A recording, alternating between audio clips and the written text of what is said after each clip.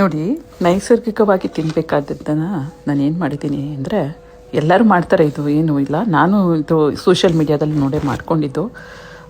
ಬೇರೆ ಔಟ್ಸೈಡೆಲ್ಲ ತಿಂತಾಯಿದ್ವಿ. ಹೋಗ್ಬಿಟ್ಟು ಕೋಲಲ್ಲಿ ಪನ್ನೀರು ಮತ್ತು ಇದು ಪೈನಾಪಲ್ಲು, ಬೇಬಿ ಕಾರ್ನ್ ಇದೆಲ್ಲ ಮಾಡ್ತಾರಲ್ಲ. ಸೊ ಮನೇಲಿ ಈ ಥರ ಟ್ರೈ ಮಾಡಿದೆ. ನಾವೆಷ್ಟು ನೋಡಿ ಹೊರಗಡೆ ಪ್ರಪಂಚಕ್ಕೆ ಅಡಿಕ್ಟ್ ಆಗಿದ್ದೀನಿ, ನಮ್ಮನ್ನು ಇದು ಬಿಟ್ಟು ಅಂತ ಹೇಳಿಬಿಟ್ಟು.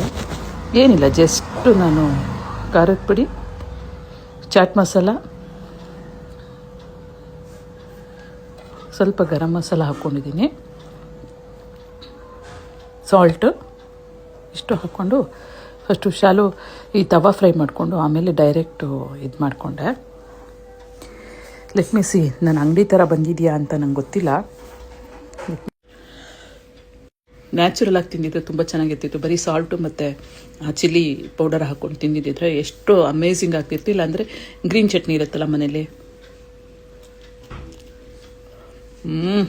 Very bad. Failure. I am failure, not this recipe. I not prepare properly ಅನಿಸುತ್ತೆ. ಅದನ್ನು ಮ್ಯಾರಿನೇಟ್ ಮಾಡಬೇಕಾಗಿತ್ತು. ಮ್ಯಾರಿನೇಟ್ ಮಾಡದೇ ಇರೋ ಕಾರಣ ಸ್ವೀಟು ತುಂಬ ಸ್ವೀಟ್ ಆಗಿಬಿಟ್ಟಿದೆ,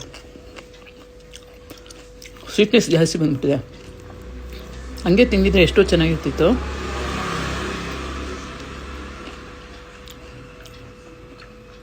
ಸಾಲ್ಟ್ ಕಮ್ಮಿ ಆಗಿದೆ. ಇದ್ರಲ್ಲಿ ಸ್ವಲ್ಪ ಹುಳಿಯಿದೆ.